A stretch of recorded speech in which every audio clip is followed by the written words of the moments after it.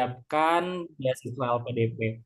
Dan baik, Bismillahirrahmanirrahim. Assalamualaikum warahmatullahi wabarakatuh. Ya, sebelumnya saya ucapkan terima kasih banyak buat teman-teman yang sudah menyempatkan dan bisa hadir pada kesempatan hari ini dalam acara sharing session dengan topik yang tentunya sangat penting buat teman-teman semua, yaitu mengenai pelaksanaan substansi. Dan sebagai informasi aja buat teman-teman semua, di mana pada sesi kali ini itu ada sebuah hal yang unik, di mana mungkin dari teman-teman semua yang perjuangan selama berapa bulan kali ya nanti ke depan itu akan teman-teman lewati, dan salah satunya yaitu adalah pelaksanaan seleksi substansi. Dan yang menjadi unik dalam pemaparan kali ini nantinya, karena dari teman-teman semua akan banyak belajar bagaimana cara mempersiapkan mulai dari segi mental, tentunya ya niat dulu awal. Yang pertama itu dari niat, kemudian dari mental, dari persiapan secara teknis itu harus seperti apa dan bagaimana cara mempersiapkan dalam berjuang substansi. Lalu juga dari segi hal-hal yang lainnya mungkin sangat penting yang bisa jadi teman-teman anggap itu kecil, tetapi itu sangat bermakna. Nah, nanti akan dibedah nih sama Mbak Eki yang tentunya sebagai salah satu narasumber terbaiknya Gentari ya. Nah, nanti dari teman-teman semua juga bisa bertanya kepada Mbak Eki bagaimana pengalaman-pengalamannya, bagaimana cara manajemen waktunya, bagaimana cara menjawab yang baik, dan bagaimana perspektif yang diharapkan oleh panelis di acara substansi nantinya. Dan tak lupa saya ucapkan terima kasih banyak juga buat teman-teman pengurus yang sudah mempersiapkan dengan begitu baik dalam acara sharing session substansi LPDP 2025. Kemudian buat teman-teman semua di sini yang kurang lebih ada di atas 50 peserta. Wah, Gentar ini alhamdulillah ya Mbak Desi ya, kita selalu konsisten di atas 50 peserta, di mana ini menjadi sebuah bukti bahwasannya dari teman-teman masih sangat bersemangat untuk mempersiapkan, walaupun mungkin pelaksanaan substansinya masih lama ya, masih beberapa bulan lagi dan tentunya setelah Lebaran, tapi dari sekarang sudah sangat terlihat bahwa antusias dari teman-teman untuk memperjuangkan dan mempersiapkan seleksi substansi itu sangat tinggi dan perlu diapresiasi. Mungkin cukup sekian dari saya. Silahkan buat teman-teman semua simak baik-baik, catat poin per poinnya, jangan sampai ada yang terlewat. Ketika ada yang masih bingung, itu ditanyakan. Karena ini momennya buat teman-teman semua sebelum teman-teman melaksanakan mock up, nanti di mana untuk para menti Gentari itu kita sudah menyediakan sesi mock up ke depannya, dan itu sudah kita cover sedemikian rupa untuk bagian LOE dan non LOE. Nah, tapi di sekarang ini momennya teman-teman yang masih bingung, yang masih belum paham, yang masih nggak tahu, silahkan bertanya di acara sharing session substansi kali ini. Cukup sekian dari saya. Terima kasih. Wabillahi taufiq wal hidayah. Wassalamualaikum warahmatullahi wabarakatuh. Waalaikumsalam warahmatullahi wabarakatuh. Terima kasih Kak Aldika atas sambutan yang hangat gitu ya dari tim Gentari juga. Tentunya banyak apresiasi buat teman-teman dan rekan-rekan semua yang mau belajar bareng nih dengan Gentari Scholarship. Oke, semoga dengan proses dari sharing session yang pertama sampai yang ke-8 kali ini bisa bermanfaat untuk teman-teman semua dan menjadi salah satu uh, pembantu gitu untuk teman-teman bisa menggapai impian atau mimpinya gitu. Oke, tidak usah berlama-lama lagi kali ya, teman-teman pasti udah, pengen buru-buru nih, apa sih tips substansi gitu ya. Oke, nah sembari sebelum kita memulai, ada baiknya kita kenalan dulu nih sama narasumber kita, walaupun udah kenalan di pamflet ya, tapi rasanya kurang nggak sih? Oke, kita sapa dulu. Halo Kak Eki, apakah sudah ada di room? Halo Mbak Desi, aman. Oke, aman. Ih, cantik banget dengan kuning-kuning gitu ya. Menandakan cheerful gitu. Oh Biar my. cerah ya Mbak. Iya, gitu. Gimana kabarnya nih Kak Eki? Alhamdulillah baik banget. Gimana Mbak Desi kabarnya? Oke, Allah baik banget. Baik juga gitu ya untuk kabarnya. Oke, kita kenalan dulu Kak Eki. Mungkin panggilannya, sapaannya kita bisa sapa dengan Kak Eki. Dan nama lengkapnya itu Kak Reski Ramadhani. Sedang menempuh pendidikan di Magister Linguistik ya Kak ya. di UGM. Nah, untuk sesi pematerinya di sini kita bawakan tidak terkhusus dia saintek ataupun sosum gitu ya. Jadi teman-teman bisa mempelajari yang pengalaman dari Kak Eki yang ketika substansi gitu. Kita tidak terbatas pada saintek dan sosum, kita semuanya bisa belajar bareng. Oke, untuk Kak Eki sendiri pengalaman dan organisasinya banyak banget, sudah ada pengalaman mengajar walaupun pada S1-nya dulu sastra Inggris, tapi beliau juga pernah ada pengalaman mengajar di sebuah yayasan dan sekolah kayak gitu. Dan untuk saat ini Kak Eki juga aktif nih sebagai ketua organisasi ya Kak ya, Kalingga gitu. Ini memang aktif banget kakaknya. Oke, tidak usah berlama-lama lagi. Kita langsung saja ya Kak ya. Untuk waktu dan layar kami persilahkan Kak Eki. Oke. Oke, sebelumnya terima kasih Mbak Desi sudah memperkenalkan saya kepada teman-teman dan sudah membuka acara kita pada pagi hari ini dengan sangat baik. Halo teman-teman semua, izinkan saya memperkenalkan diri kembali ya, walaupun tadi sudah diperkenalkan oleh Mbak Desi, biar lebih akrab lagi. Seperti yang dijelaskan sama Mbak Desi tadi, saya adalah salah satu mahasiswa dari Magister Linguistik Universitas Gadjah Mada. Nah, teman-teman, biar lebih dekat lagi, teman-teman bisa manggil saya Eki aja. Siapa tahu nanti kita ketemu di jalan, boleh langsung disapa aja. Oke, untuk hari ini sebenarnya karena sesuai dengan tema kita yaitu sharing session dari Gentari, jadi saya akan nge-share beberapa hal terkait persiapan atau apa yang harus teman-teman siapkan sebelum menghadapi atau pada saat teman-teman telah dinyatakan lulus di seleksi administrasi ataupun seleksi TBS atau tes bakat skolastik, apa yang kemudian harus dilakukan? Apakah teman-teman harus diam saja atau teman-teman harus belajar seperti apa? Nanti kita akan share berdasarkan pengalaman saya dan juga pengalaman beberapa teman-teman yang sudah saya tanyakan sebelumnya. Oke, untuk share screen-nya apakah sudah bisa dimulai? Baik, Mbak, sebentar. Mungkin sambil menunggu share screen-nya ya, kita boleh teman-teman on cam dulu nih. Sambil dipersiapkan materinya, teman-teman on cam kita mau foto bersama dulu nih. Ya, dokumentasi dulu aja ya, Iya, Mbak. dokumentasi. Oke, yang belum pakai jilbab dipakai dulu jilbabnya, kita tungguin. Yang belum touch up lipstiknya ditouch up dulu. Yang ganteng-ganteng, yang cakep-cakep kita tungguin dulu nih buat dokumentasi. Sambil operator menunggu buat dibantu share screen-nya. Oke. Untuk dokumentasi nanti dibantu oleh Mbak Angela ya. Ya Mbak Angela, Boleh apakah? on cam dulu semuanya.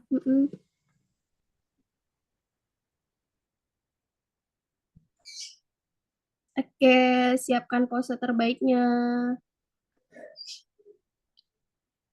Mbak Angela, apakah sudah siap untuk mendokumentasikan? Aku bantu aja nggak apa-apa, Mbak. Oke, Mbak. Dibantu ya Mbak Ade. Oke, siapkan pose terbaiknya. Dihitung ya, 1, 2, 3.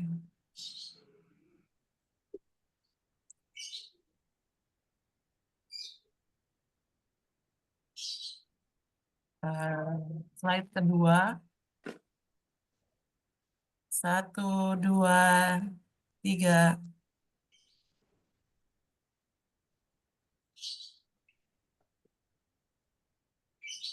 Ini ada 4 slide ya, teman-teman. Slide ketiga, 1, 2, 3.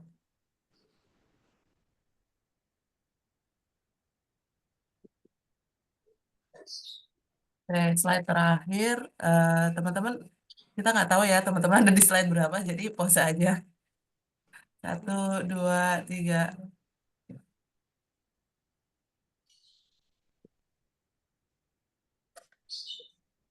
Nah, Oke, terima kasih. Cakep-cakep yang lagi di jalan. Semoga selamat sampai tujuan dan hati-hati.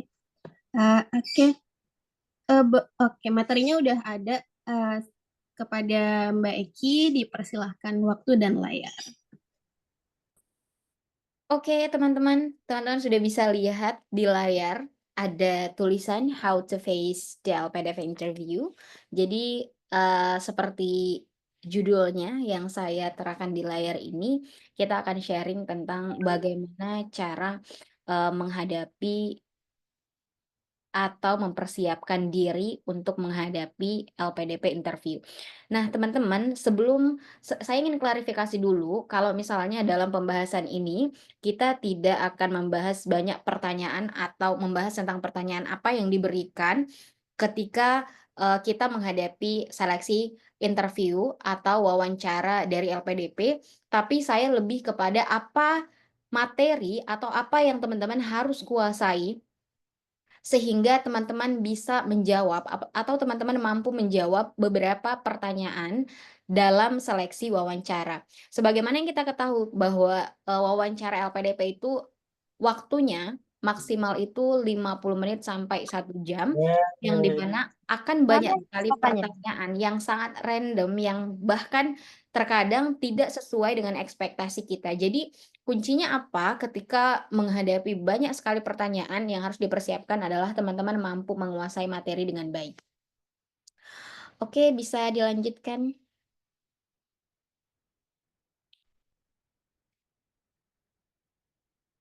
Oke, kita brainstorming dulu. Sebelum saya masuk ke beberapa materi yang akan saya paparkan nanti, kita akan brainstorming atau apa yang mendasari saya menyampaikan beberapa hal tersebut. Beberapa hal yang akan saya sampaikan pada sharing session ini berdasarkan pengalaman atau sharing saya juga dengan teman-teman yang lain. Jadi teman-teman sekadar informasi bahwa saya mendaftar LPDP dan mengikuti seleksi wawancara itu sebanyak 3 kali, 2 kali gagal dan saya lulusnya di seleksi yang ketiga. Olehnya itu, di dalam penjelasan materi saya nanti saya akan menjelaskan apa sebenarnya yang menurut saya ya, teman-teman, apa sebenarnya yang menjadi gap saya ketika di wawancara pertama dan wawancara kedua sehingga saya tidak dinyatakan lulus sebagai awardee LPDP, kemudian apa yang membuat saya dinyatakan lulus di seleksi yang ketiga. Seperti pertanyaan yang paling sering ditanyakan ke saya ketika teman-teman tahu bahwa saya pernah mengalami gagal seleksi wawancara LPDP sebanyak 2 kali. Yang pertama, bagaimana struggle saya sebagai pendaftar yang pernah gagal 2 kali hingga pada akhirnya dinyatakan lulus sebagai awardee LPDP. Yang namanya kegagalan mungkin tidak semua orang menyukai yang namanya kegagalan ya teman-teman, apalagi untuk sesuatu hal yang sudah direncanakan atau sesuatu hal yang sudah dipersiapkan. Tentu yang saya rasakan pada saat itu adalah down, tapi apakah misalnya ketika saya down saya akan berlarut-larut pada kesedihan tersebut? Tentu tidak.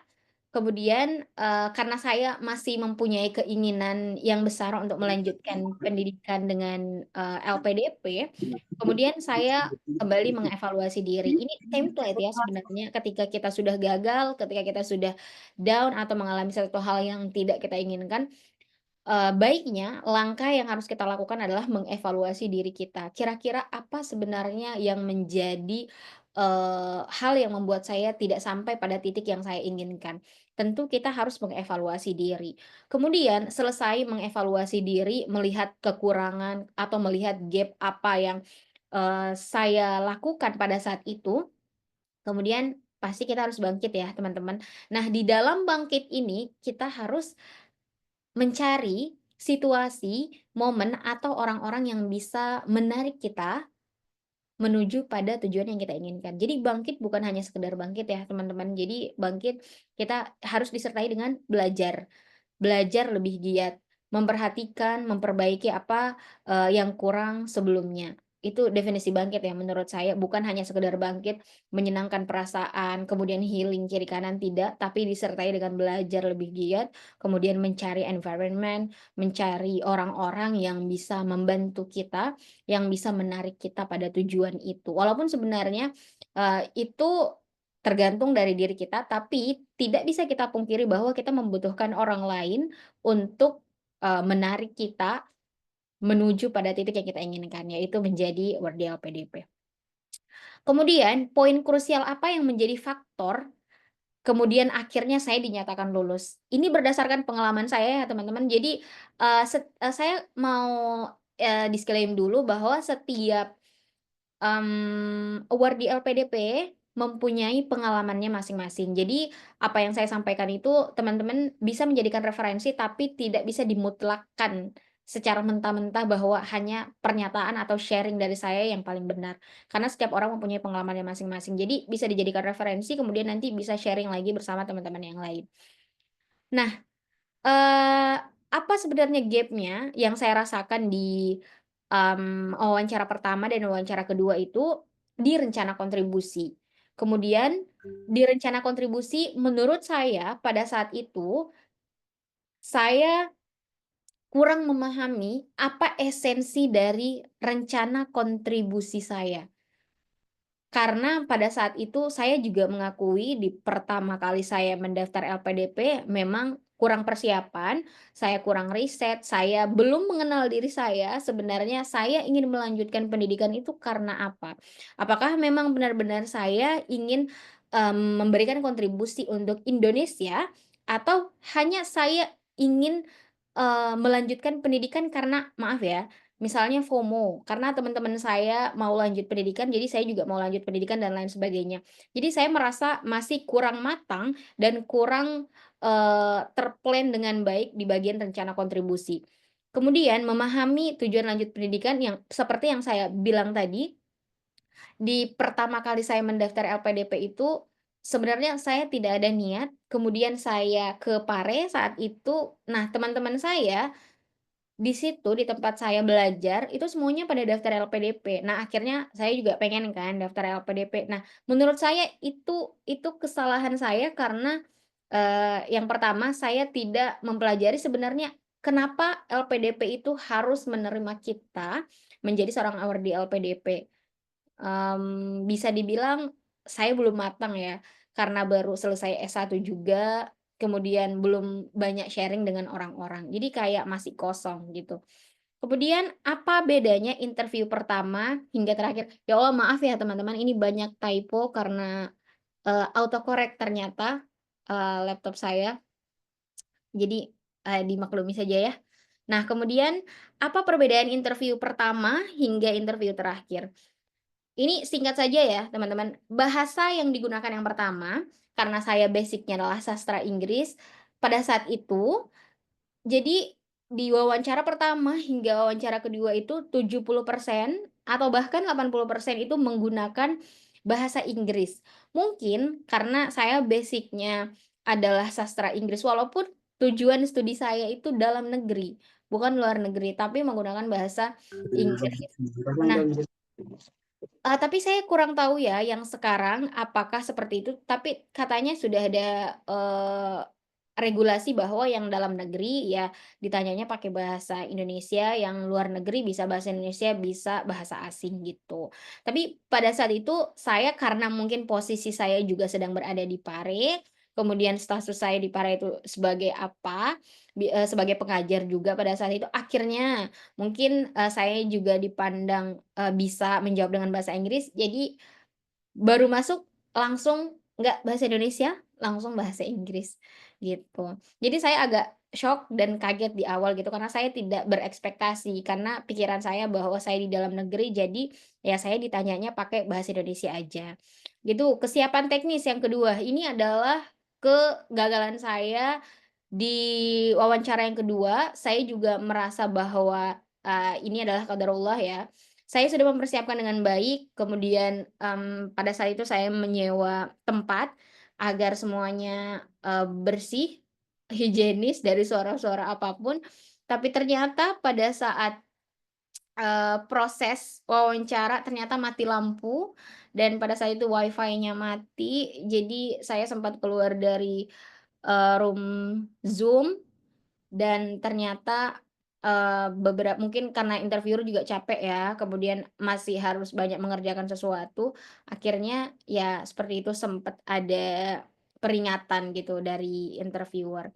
kemudian lebih memahami substansi, dan yang terakhir adalah lebih realistis. Saya merasa di perbedaan di wawancara pertama dan kedua, kemudian yang ketiga adalah lebih realistis. Di wawancara ketiga, saya bisa menjawab dengan lebih realistis, lebih jujur, dan tidak terlalu memaksakan kehendak, dan tahu ya teman-teman bahwa kita adalah manusia biasa. Kita bukan seorang dewa yang bisa mengubah dunia dalam sekejap gitu. Jadi be realistic aja. Dan dilanjutkan teman-teman. Ya, kakak operator bisa dilanjutkan ininya. Oke. Ini mungkin belum ya, belum dinyatakan lulus, tapi saya mau bilang congratulations untuk teman-teman. You have successfully passed 2 steps. Kemudian let's move to the last step ya. Jadi teman-teman yang pasti ya, yang menghadapi seleksi substansi ini adalah orang-orang yang sudah dinyatakan lulus di seleksi administrasi, yang kita tahu yang luar biasa banget juga, dan orang-orang yang sudah dinyatakan lulus di tes bakat skolastik. Untuk teman-teman yang tidak mengikuti tes bakat skolastik, berarti telah lulus di seleksi substansi, kemudian di seleksi administrasi, kemudian ke seleksi substansi. Oke, ini teman-teman saya mau reminder dulu ya. Tadi saya sudah sampaikan, jadi setiap award LPDP itu mempunyai pengalaman masing-masing. Jadi jangan memutlakkan kebenaran hanya pada satu pengalaman. Kemudian tetap belajar dan diskusi untuk memahami substansi yang ingin disampaikan pada saat wawancara. Oke, kakak bisa dilanjutkan slide-nya.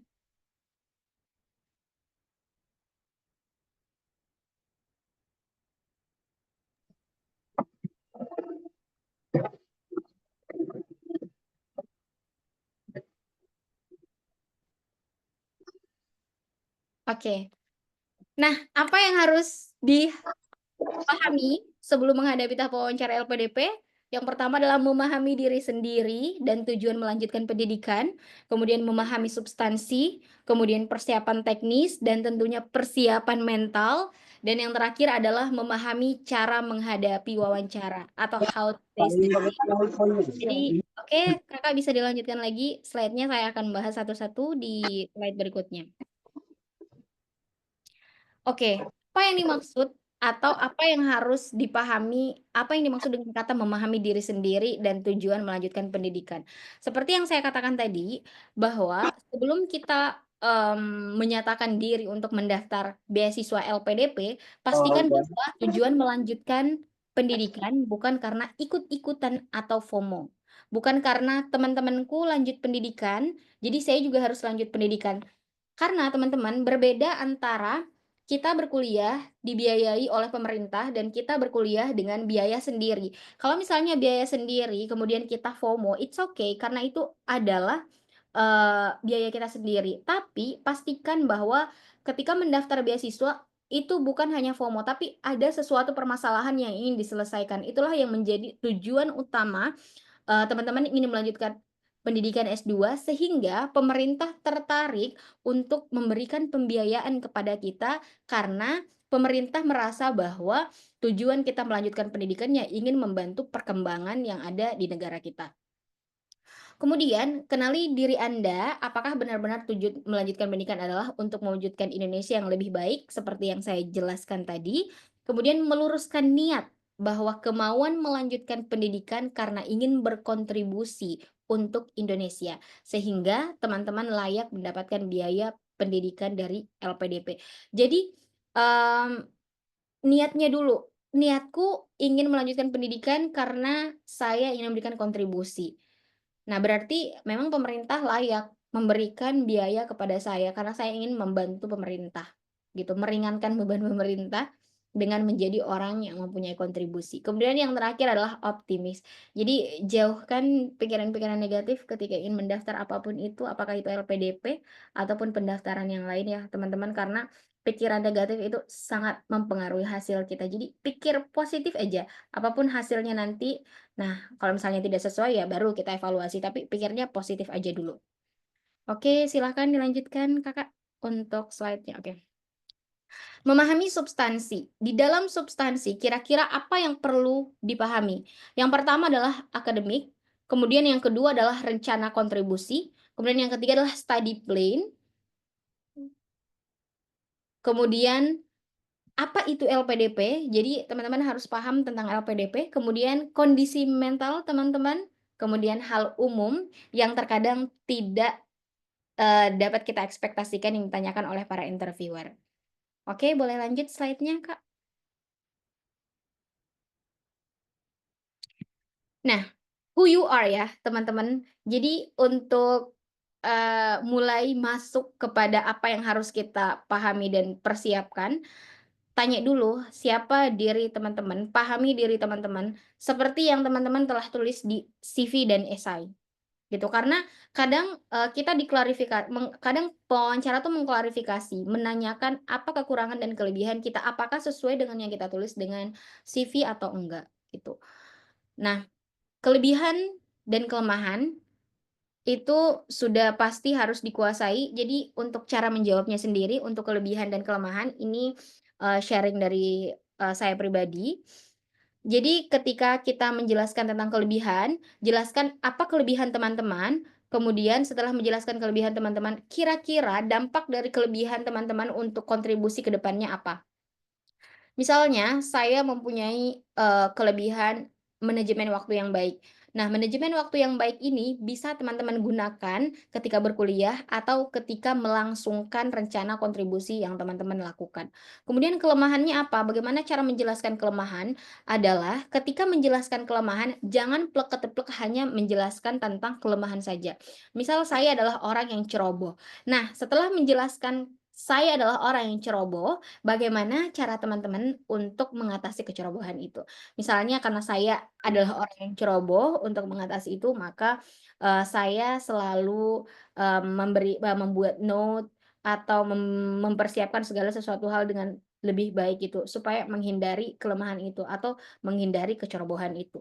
Kemudian yang kedua, apa hal yang membanggakan di dalam diri teman-teman? Ingat, pada saat menjawab hal yang membanggakan dalam diri teman-teman, silahkan banggakan diri teman-teman, tapi saran saya jangan menjatuhkan orang lain. Misalnya, saya adalah orang yang paling pintar di kelas, atau saya adalah orang yang paling vokal di kelas, sehingga teman-teman saya itu tidak dapat. Bagaimana ya, ada yang namanya meninggikan diri, kemudian merendahkan orang lain, atau ada yang namanya meninggikan diri tanpa merendahkan orang lain. Jadi teman-teman gunakan, step yang kedua ya, tetap meninggikan diri, tapi jangan nyenggol kekurangan orang lain, gitu. Jadi cukup fokus pada kelebihan yang bisa membuat teman-teman bangga. Gitu. Kemudian titik terendah. Nah, di dalam titik terendah ini kadang kita ditanyakan apa sebenarnya hal yang tersedih yang pernah teman-teman rasakan di dalam kehidupan teman-teman. Nah, untuk titik terendah sendiri ini usahakan pada saat menjawab jelaskan tentang titik terendahnya, tapi jangan lupa menjelaskan bagaimana teman-teman bangkit dari titik terendah. Jadi jangan cuma menjelaskan tentang titik terendah tapi tidak mempunyai solusi.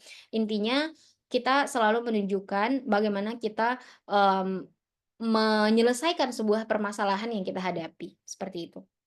Kemudian pembeda dari yang lain. Sebenarnya hal yang membanggakan dan pembeda dari yang lain ini juga ada, mempunyai, cara jawab yang sama, yaitu kita tetap menyebutkan kelebihan tanpa merendahkan orang lain gitu. Karena setiap orang tuh punya struggle dan prosesnya masing-masing. Jadi just focus on yourself. Kemudian pengalaman yang relatable dengan rencana kontribusi. Misal, saya ingin menjadi seorang penerjemah, berkontribusi ingin menjadi seorang penerjemah. Apa pengalaman yang relate dengan itu? Misalnya saya pernah, berkontribusi menjadi relawan yang menerjemahkan teks ini dan itu, atau saya pernah bekerja di lembaga penerjemah dan lain sebagainya. Oke, silakan dilanjutkan Kakak untuk slide-nya. Nah, master your academic plan. Jadi kuasai ini yang menjadi poin paling inti pada saat pertanyaan di, interview.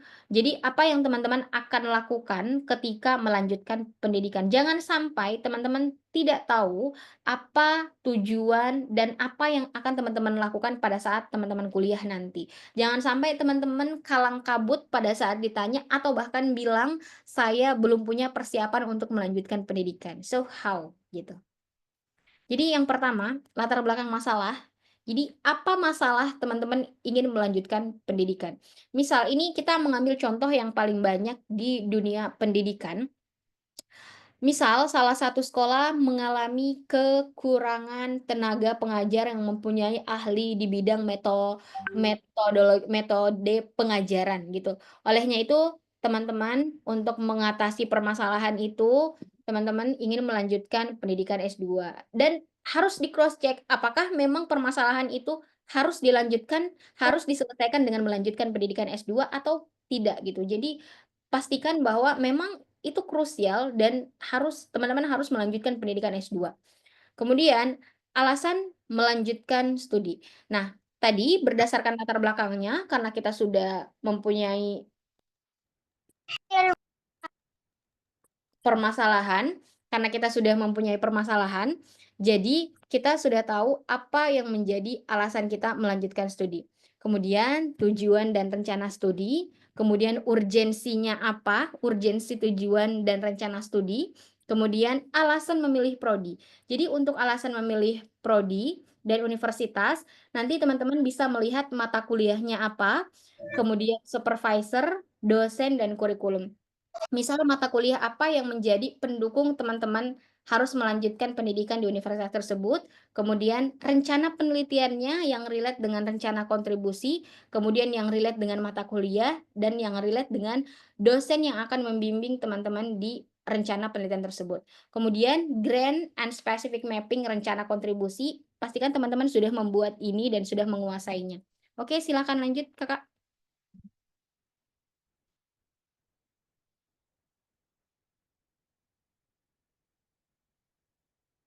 Nah, ini sebenarnya, bukan template juga ya, tapi memang penting ketika teman-teman ingin masuk di suatu ruangan atau mungkin ya sikatnya ingin ingin dekat dengan seseorang, ya teman-teman harus tahu profilnya dulu, tentang dia apa gitu, begitupun dengan LPDP. Jadi pastikan teman-teman tahu profil LPDP, nilai-nilai LPDP, informasi beasiswa LPDP, dan alasan memilih LPDP. Oke, silakan dilanjut, Kakak. Nah, untuk metode sendiri, metode yang teman-teman bisa gunakan pada saat menjawab, ini ada yang namanya PAS, STAR. Itu yang disingkat-singkat ya, teman-teman. Tapi sebenarnya pada intinya itu sama, yaitu menjelaskan tentang masalah, kemudian apa tindakan yang dilakukan, kemudian solusinya, kemudian mengukur keberhasilan, kira-kira solusi ini bisa berhasil atau enggak. Jadi itu sebenarnya intinya. Mau dia PAS, mau dia STAR, mau dia yang CAR ini, semuanya sama adalah menjelaskan tentang permasalahan terlebih dahulu, kemudian apa yang bisa dilakukan. Oke, nanti kita bisa bahas di sesi talk show ya, untuk teman-teman yang ingin bertanya, bisa di-note dulu, bisa dilanjut, Kakak. Nah, untuk tipsnya sendiri, karena tadi kita sudah membahas tentang banyak sekali hal, nah, pada saat menjawab pertanyaan LPDP, teman-teman tolong perhatikan efisiensi waktu karena kita terbatas. Saya juga pernah di-cut beberapa kali karena terlalu panjang menjawab. Jadi, intinya usahakan untuk menjelaskan dari poin utama dulu, apa yang ditanyakan sampaikan poinnya, kemudian baru disusul oleh poin pendukung. Kalau misalnya memang, diberikan waktu, berarti nggak apa-apa menjelaskan, intinya poin utama yang ingin teman-teman sampaikan sudah tersampaikan. Dan jangan menjawab bertele-tele, straight to the point, kemudian jawab apa yang ditanyakan dan realistis ya teman-teman. Jadi jangan malu untuk mengakui bahwa memang mungkin ini tidak terukur untuk bisa dilaksanakan. Jadi realistis saja sama konsisten. Konsisten dengan jawabannya walaupun nanti udah dibolak-balik seperti apa, tetap konsisten dengan tujuannya, kemudian emotional control, jangan menangis, jangan emosi ketika ditanya walaupun pertanyaannya itu sangat mengundang atau, mempengaruhi emosional teman-teman. Kemudian ingat jangan merendahkan orang lain pada saat menjawab. Kemudian yang terakhir adalah tetap selalu full senyum ketika sesi wawancara berlangsung. Kemudian ketika diberi kesempatan untuk memberikan opening dan closing statement, maka berikan opening dan closing statement yang baik. Oke, silakan dilanjutkan, Kak. Oke, slide-nya bisa lanjut. Oke, untuk persiapan mental sendiri, nih kita sudah masuk di persiapan mental ya, teman-teman. Percaya diri, jangan pesimis. Pikiran itu termasuk doa juga ya, teman-teman. Berdoalah bahwa kita akan sukses. Kemudian optimis, Ini tadi ya, percaya diri, berpikir positif, menjaga hubungan baik dengan Tuhan dan manusia, dan selalu berdoa. Oke, bisa dilanjut lagi, Kak. Nah, untuk technical preparation, ini walaupun kadang sepele ya, tapi jangan sampai ini menjadi hal yang membuat teman-teman gagal. Jadi baca prosedur dan peraturan seleksi wawancara di website resmi LPDP ya, teman-teman ingat di website resminya. Kemudian device yang baik, jaringan yang stabil, ruangan yang kondusif, pakaian yang rapi. Oke, silakan bisa dilanjut, Kak. Nah, the day ketika menghadapi hari seleksi wawancara. Pastikan teman-teman sudah mengecek semua persiapan paling lambat 2 jam sebelum link Zoom meeting dapat diakses, memahami grand mapping, kemudian bijaksana ya teman-teman, tidak terlambat, know the culture, dan berdoa. Know the culture artinya teman-teman bisa lihat bagaimana situasi dan kondisi pewawancara pada saat itu, kemudian menyesuaikan ya. Oke, bisa dilanjut? Oke, the supporting learning methods and environment. Jadi teman-teman, ini juga salah satu hal yang paling mendukung.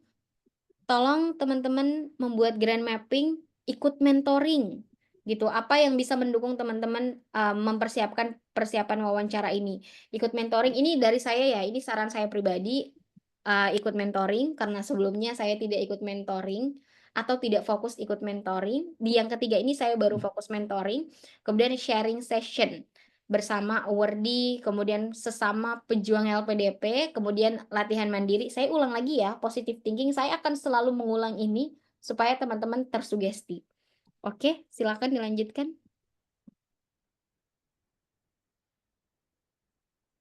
Oke, sudah selesai ya ternyata teman-teman. Jadi itu tadi kita brief dulu, brief materi tentang apa yang harus teman-teman persiapkan untuk menghadapi wawancara. Kalau misalnya ada yang mau ditanyakan lebih dalam, nanti kita bahas di talk show. Saya kembalikan ke Mbak Desi. Oke, terima kasih Mbak Iki. Materinya dari ini udah all out banget ya, udah semuanya gitu. Mulai dari kesiapan materinya, kemudian mentalnya, kemudian bahkan sampai kita juga harus memahami situasi gimana ketika wawancara itu berlangsung nih. Nah, untuk teman-teman yang bertanya, kenapa sih Kak kok nggak di-spill nih pertanyaannya? Nah, itu akan menjadi salah satu kegiatan kita ke depan karena akan ada mock up ya bersama Gentari dan juga awardee yang tergabung di Mentor Gentari. Nah, di sana kita akan berbagi mock up secara publik gitu. Jadi teman-teman bisa mengikuti Zoom-nya nanti ketika ada kegiatan mock up. Nah, di situ teman-teman bisa mempelajari nih kira-kira apa saja sih pertanyaan yang ada saat kegiatan wawancara. Entah itu dari akademik maupun nanti dari LPDP itu sendiri, kemudian ada yang dari psikologi. Oke. Nah, kita akan melanjutkan sesi kita, yaitu sesi talk show. Mungkin untuk teman-teman yang ada pertanyaan, kemudian ada yang keraguan, gimana sih ini Kak tadi materinya gitu, ada yang bingung gitu dengan penyampaiannya, boleh banget nih raise hand ataupun mengajukan pertanyaan di kolom komentar kita, di kolom chat gitu ya. Oke, mungkin sambil menunggu pertanyaan nih Kak, dari aku sini mau apa ya, ada penasaran nih, kira-kira perlu nggak sih Kak kita sebagai pejuang LPDP nih mempelajari isu-isu terkini yang lagi hot and news banget gitu di saat sekarang ini?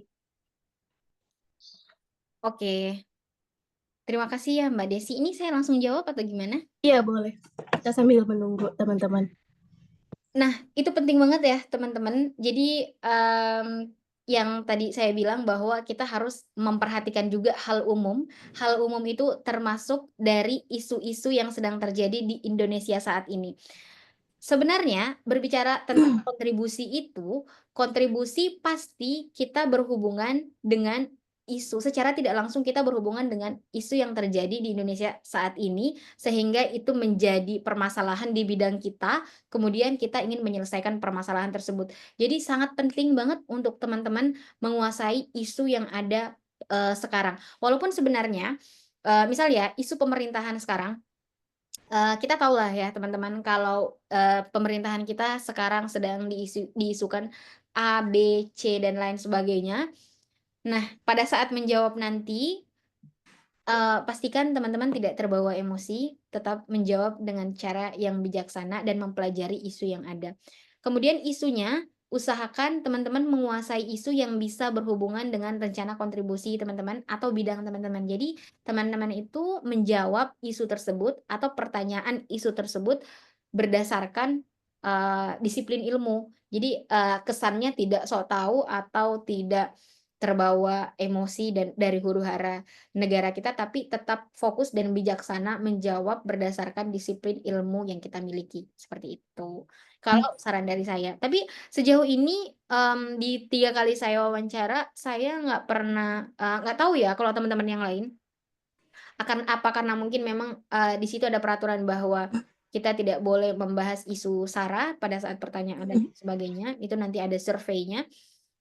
Saya tidak seingat saya, untuk isu Indonesia itu tidak ditanyakan, tapi mungkin di tempat lain atau di pengalaman lain ada ya, dikaitkan dengan itu, dengan rencana kontribusi kita dan, yang paling banyak ditanyakan itu ya di akademik dan bagaimana cara melangsungkan atau, menyelesaikan rencana kontribusi. Ya, kalau itu dari saya. Apakah terjawab, Kak? Oke, terjawab Kak Eki. Jadi mungkin pesan buat teman-teman, selain kita menyiapkan academic plan kita, juga terkait psikologi dan diri kita, juga kita harus mempelajari pengetahuan umumnya berupa isu-isu yang berkaitan dengan teman-teman. Misal yang dari pendidikan, isu-isu di pendidikan, kemudian yang berkaitan dengan energi, itu isu-isu di bidang energi gitu. Dari celah mana sih kita bisa masuk gitu ya Kak ya? Iya, betul betul. Dari untuk kontribusinya gitu. Jadi itu perlu banget dipelajari.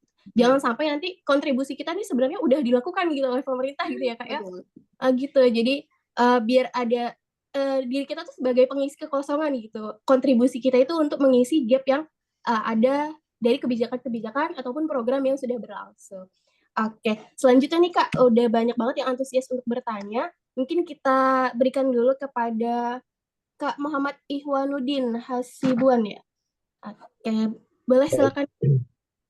baik Kak, terima kasih atas waktu yang diberikan. Bismillahirrahmanirrahim.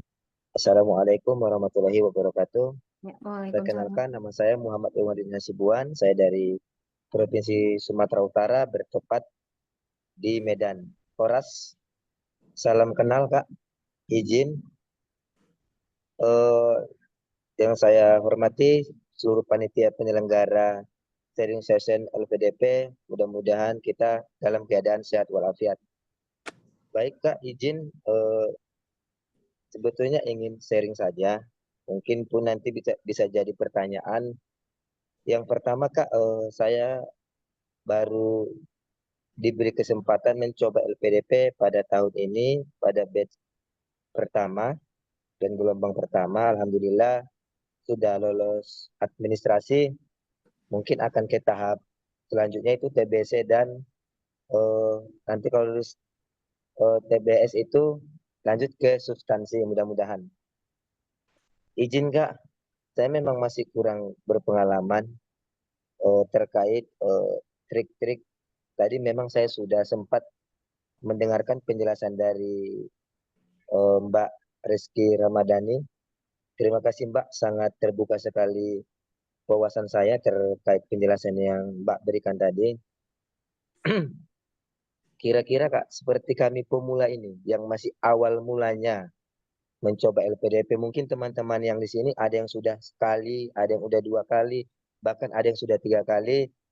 Ya mudah-mudahan di tahun ini bagi teman-teman yang mencoba itu pun berapa kali pun mudah-mudahan diberikan kelancaran, kelolosan, apalagi ini bertepatan pada bulan suci Ramadan. Kita berbanyak berdoa, mudah-mudahan lebih ada sih yang bilang kalau di bulan suci Ramadan itu doanya cepat dijabah, gitu-gitulah mungkin. Mudah-mudahan kita di sini mendapat kelulusan ataupun mendapat kelancaran dalam seluruh seleksi yang ada di LPDP. Mungkin Kak, kami yang baru pemula, kira-kira apa yang harus kami siapkan, terutama dulu bagi kami yang pemula ini. Mungkin nggak banyak Kak pertanyaan dari saya, itu saja. Mungkin bisa diberikan diskusi Kak. Mungkin saya dapat saya sampaikan. Assalamualaikum warahmatullahi wabarakatuh. Oke, waalaikumsalam. Oke, Mbak Eki, mungkin mau dikumpulkan dulu apa langsung dijawab ya Mbak ya? Ya, terus gimana aja Mbak Desi? Mau dikumpulkan dulu atau mau langsung? Boleh. Ya sepertinya enak langsung dijawab dulu aja kali ya. Ya, Kita nanti biar bisa nggak kelupaan gitu pertanyaannya. Oke, mungkin singkat aja Mbak Eki. Oke, terima kasih ya Mas sudah bertanya. Kita sama, saya juga pernah ada di posisi Mas ketika saya kali pertama mendaftar LPDP dan dinyatakan gagal di seleksi substansi. Bisa dibilang kalang kabut, iya. Saya tidak tahu menau tentang banyak hal tentang LPDP ataupun seleksi wawancara. Jadi kayak saya wawancara langsung aja gitu wawancara. Nah, yang harus menurut saya ya, yang harus dipersiapkan yang pertama, kita tahu dulu sebenarnya apa tujuan kita melanjutkan pendidikan gitu. Maksudnya otomatis ketika kita ingin melanjutkan pendidikan dengan pembiayaan dari LPDP itu berarti kita punya masalah dulu gitu. Jadi masalah apa yang Mas angkat, pahami masalahnya, kemudian kenapa Mas itu harus melanjutkan pendidikan. Jangan sampai misalnya nanti ditanyakan kan bisa menyelesaikan permasalahan tidak dengan melanjutkan pendidikan. Nah, itu gap yang paling sering ditanyakan. Jadi pastikan temukan celahnya. Kalau ini saya harus melanjutkan pendidikan, gitu. Sebenarnya inti dari substansi itu, walaupun misalnya pertanyaan pendukung yang lain itu banyak, tapi kita tahu dulu apa tujuan kita ingin melanjutkan pendidikan. Nggak asal ingin melanjutkan pendidikan atau cuman ingin menerima pembiayaan dari LPDP. Mohon maaf ya, karena banyak juga gitu yang seperti itu, karena melihat misalnya teman-teman LPDP sangat mensejahterakan para wardi gitu. Jadi ingin juga. Tapi kembali lagi ke niat diri kita, tahu apa masalahnya, kemudian tahu apa rencana kontribusinya, kemudian tahu bagaimana cara menjalankan rencana kontribusinya dengan melanjutkan pendidikan S2. Tapi ingat juga ya teman-teman, tetap realistis atau tetap terukur. Jangan terlalu besar dan terlalu wah yang ternyata itu nanti bisa menjadi bantahan lagi. Apakah teman-teman bisa melakukan itu? Apakah yakin bisa melakukan itu? Seperti itu. Jadi pastikan terukur dan realistis gitu. Kalau dari saya itu, dan banyak-banyak sharing tapi jangan kehilangan diri sendiri gitu. Udah.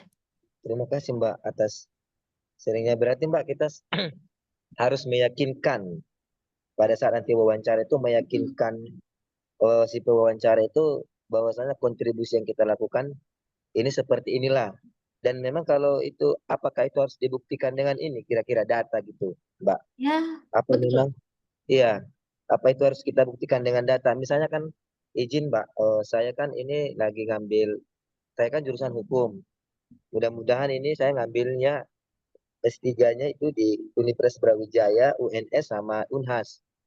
Ya, saya ngambil S3 Mbak. Jadi walaupun ini kan masalah dalam hukum sekarang ini kan banyaknya masyarakat itu yang sampai sekarang ini tidak apa namanya itu, masyarakat sekarang ini kan banyak yang merasa kurang adil terhadap sistem hukum yang ada di Indonesia. Jadi saya mengambil hal itu, Mbak, gitu.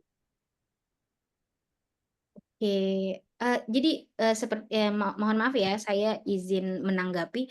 Jadi Ya, sekiranya bagian data tentang permasalahan kita itu sudah diterapkan di esai ya. Jadi saya ya, tidak banyak membahas tentang itu karena saya yakin teman-teman sudah menyertakan data-data atau yang mendasari bahwa itu adalah sebuah permasalahan. Nah, tinggal bagaimana nanti teman-teman mendeliver pada saat menyampaikan di seleksi substansi. Jadi hmm, itu tadi yang saya bilang ketika menjawab straight to the point dulu, ke inti masalahnya dulu. Misalnya, berdasarkan data bahwa permasalahannya berjumlah segini, maka itu ada permasalahan, kemudian saya mencoba untuk mengatasi dengan seperti ini. Ingat ya teman-teman, harus percaya. Gimana interviewer mau percaya sama kita kalau kita nggak percaya sama diri kita sendiri gitu. siap, Mbak. Ya, Siap. Soalnya baru pertama kali ini, Mbak, ya kan. Jadi masih tegang gitu. ya Siap, insya Allah aman bisa Mas. siap, siap, Mbak. Makasih, Mbak. Ya. Oke, terima kasih Kak. Selanjutnya untuk pertanyaan kedua, Kak Rahmat Prayogi dipersilakan. Ya, baik. Terima kasih atas waktu yang telah diberikan kepada saya. Perkenalkan, nama saya Yogi. Saya dari Yogyakarta. Kebetulan untuk pelamar beasiswa ini saya kedua kali. Yang pertama kali itu BPI di tahun kemarin. Dari Kak Reski itu emang benar poin-poinnya itu sama yang saya hadapi di wawancara sebelumnya. Tapi untuk yang seperti saya yang sudah berkeluarga, bahkan juga kerja di pemerintahan itu ternyata lebih pressure-nya itu lebih tinggi ketimbang yang fresh graduate. Fresh graduate pertama itu apakah urgensinya antara pertama pekerjaan, lalu dampak di lingkungan.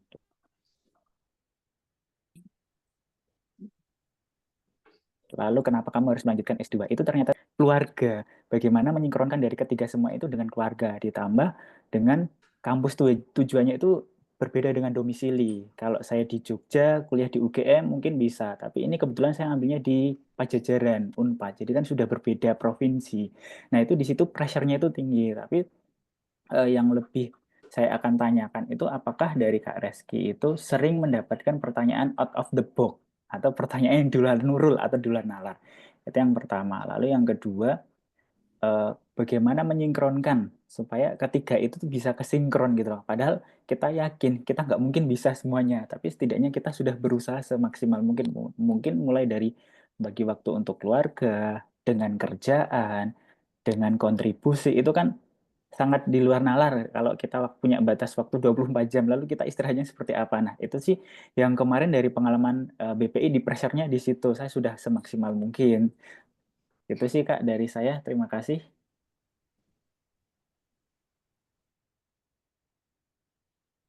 Oke, Mbak Iki mungkin bisa langsung aja.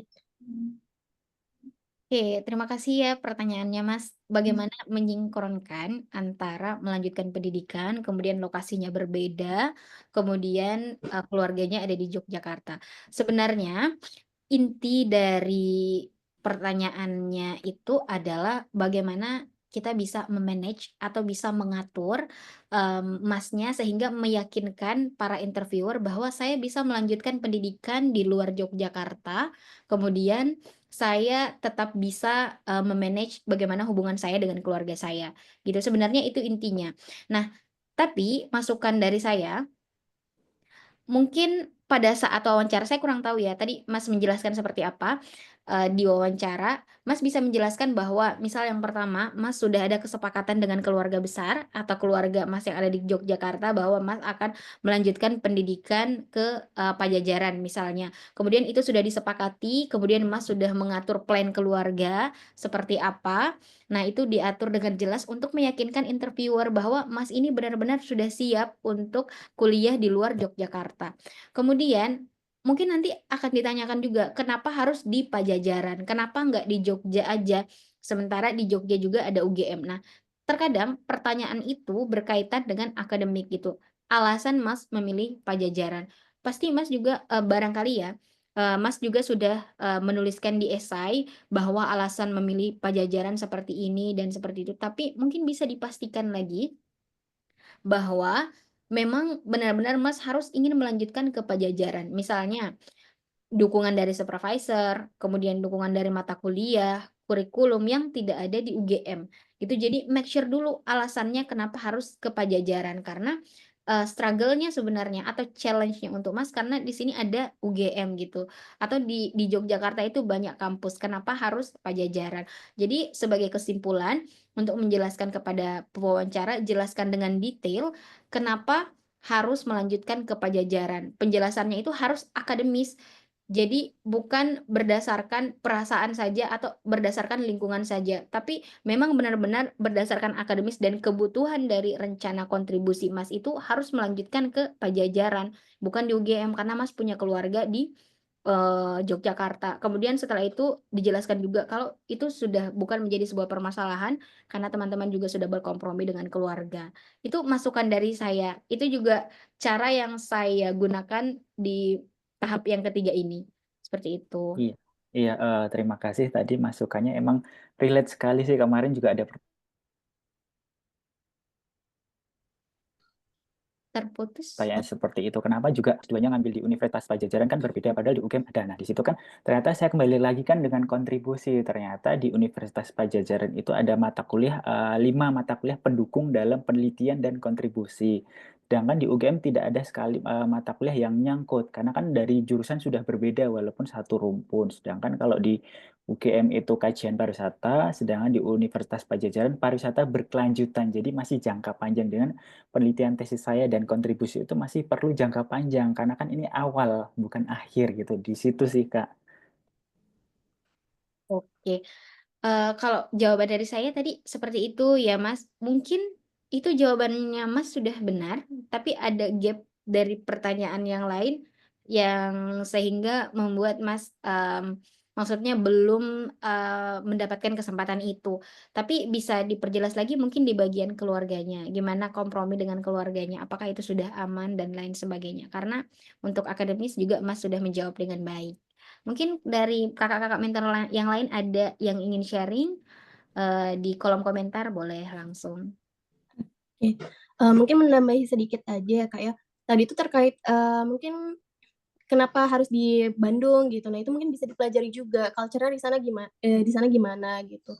Environment-nya aman nggak gitu untuk, belajar kayak gitu tuh juga perlu dipelajari sih. Sehingga ketika nanti udah biasa di Jogja terus pindah ke Bandung tuh, kita tetap bisa beradaptasi kayak gitu sih. Benar Mungkin itu benar. aja tambahannya. Oke. Terima kasih atas masukannya gitu. Ya. Gitu. Oke, baik terima kasih, Kak. Selanjutnya kita 2 penanya lagi untuk yang raise hand ya. Ini ada Kak Heri dan Mbak Dila Nur Fadila, langsung 2 pertanyaan. Dari Mas Heri dulu, silahkan. Ya, baik Mbak, terima kasih banyak Mbak Desi. Mohon maaf suara saya kedengaran? Terdengar. Ya baik, Assalamualaikum warahmatullahi wabarakatuh. Salam sejahtera buat kita semua. Perkenalkan Mbak Reski, saya Heri dari Makassar. Kebetulan tadi chat pribadi ke Mbak Desi, soalnya di Makassar sudah mau sholat duhur ini. Ya, Mbak, sedikit saya bercerita bahwa di LPDP ini saya sudah 4 kali yang mendaftar. 4 kali, cuman saya masih menghitung 2 kali karena di 2 kali pertama itu dalam tanda kutip mungkin saya masih sebatas ikut-ikutan, dan yang kedua di kedua pendaftar itu saya gagalnya terus di tes bakat skolastik. Nah, makanya kemudian di percobaan yang ketiga kemarin dan di tahun lalu di batch 2 itu saya mencoba dengan mencari solusi lain dengan mendaftarkan diri di universitas dan berusaha untuk mendapatkan LOA. Nah, alhamdulillah sudah mendapatkan LOA dari kampus di Universitas Negeri Makassar sendiri. Dan alhamdulillah itu yang saya pakai di 2 batch ini, di batch 2 kemarin dan di batch 1 ini. Nah, sedikit Mbak saya ingin tanyakan, kemarin itu enggak apa-apa saya spill aja. Di kemarin itu di skor saya hasil wawancara terakhir saya itu di 836, sementara passing grade-nya di 1000. Nah, pertanyaan saya Mbak, kemarin itu saya mencoba untuk berkontemplasi dan saya mendapatkan satu petunjuk. Nah, ini saya tuh kurang tahu apa, saya cuma sebatas mengira-ngira saja. Kemarin itu di poin-poin pertanyaan yang ada di isian aplikasi itu saya menjawab di situ saya tipe orang yang tertutup. Nah, pada saat wawancara psikolog menangkap satu tanda dari saya barangkali, karena saya memperhatikan juga bahwa dia mengatakan begini, Pak, Mas Heri ini di isiannya ini menerangkan secara eksplisit bahwa orang tertutup gitu ya. Tapi pada saat saya lihat interview mukanya cerah dan senyum terus. Nah, satu hal yang saya langsung tandai bahwa lah mungkin ini salah satu poin yang menjadi kekurangan saya karena tidak relatable dengan apa yang saya tulis, dengan apa yang saya perlihatkan pada saat itu. Artinya mungkin saya belum apa adanya dan belum mengetahui diri secara mendalam gitu. Nah, saya cuma ingin gambar seperti itu aja Mbak. Mungkin ada pengalaman dengan hal-hal yang saya alami tadi selama proses wawancara. Terima kasih Mbak Desi, terima kasih banyak Mbak Reski. Oke, Selanjutnya pertanyaan berikutnya dari Mbak Dila. Yang boleh mengajukan pertanyaannya. Oke. Sebelumnya, suara saya sudah terdengar, Kak? Sudah. Assalamualaikum warahmatullahi wabarakatuh. Ya, perkenalkan saya Dila. Sebelumnya Kakak izin sharing sedikit dulu ya tentang pengalaman saya. Kalau saya kan, saya itu bingungnya di nulis esai sama tips menghadapi wawancaranya. Nah, yang saya bingungkan itu hobi saya itu kan menulis novel, menulis cerita kayak gitu. Kalau melanjutkan pendidikannya kan harusnya ke pendidikan bahasa dan sastra Indonesia itu kalau menurut saya. Sedangkan prodi yang saya ambil itu untuk lanjut S2 pendidikan agama Islam karena saya kan nanya ke dosen, Pak, saya bagusnya atau lebih baiknya itu jurusan apa S2-nya?